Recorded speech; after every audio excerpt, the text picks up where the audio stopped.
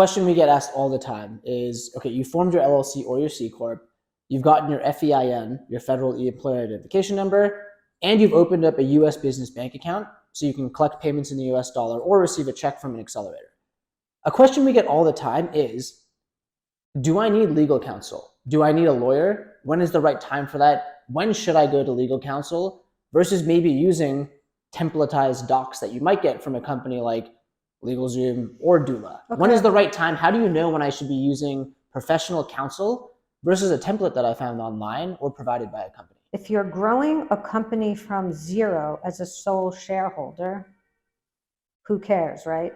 But the minute someone's handing you a check for $250,000, it throws you into a completely different space and the way that you have to run things. I'm a firm, I don't believe in canned documents. I mean, if you want to be a sole shareholder LLC, knock yourself out. Just, take the LLC the operating agreement that Doula will give you. Right? And can you quickly define in layman terms what an operating agreement is or what it does? An operating agreement basically governs the obligations and representations of each of the members of an LLC. So with an LLC, we have membership interests. It's a limited liability company where we file a certificate of formation, and as we get in investors, we hand them membership interests. The reason to use an LLC, just generally speaking, is because you're not sure whether you're going to be whether you want to be taxed as a partnership or a corporation, and it gives you the choice to figure out. It gives you a year to figure out what you're going to do.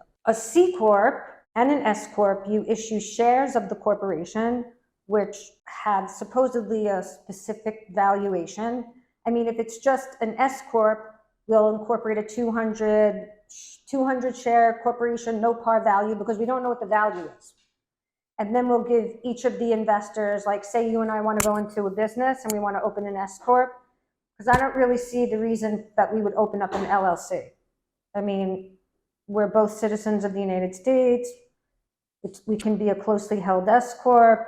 I don't see why we need an LLC. So, okay, if I had to sum up what you said, the second you're going to take an investment, $250,000 or take an investment, that's probably a time or sign that you should have legal counsel or stop using canned documents. But at the earliest stages, I don't know that I would ever use canned documents. If I'm a sole shareholder LLC, right? Then I don't care. What do I care about my documents? The LLC gives me an FEIN. It gives me a layer of liability protection. Single biggest reason why someone would form, so that they don't get sued, their personal assets aren't at risk. Correct. Veil of protection. But when you're sole shareholder LLC, ostensibly you're only getting taxed on the income earned. Who cares about the operating agreement? I'm operating with myself. But the minute there's a partner and it's an arm's length transaction, I don't believe in canned documents. First of all, on an LLC, I have a lot of experience I'm practicing law for a long time. I have to say, I still barely understand what an operating agreement says. The canned operating agreements make less sense to me than the negotiated ones. When you have cancer, are you going to go to are we going to Sloan Kettering? Are we going to Mount Sinai? How do we choose? I think it's important to be meticulous, whether it's with our health or our legal documents.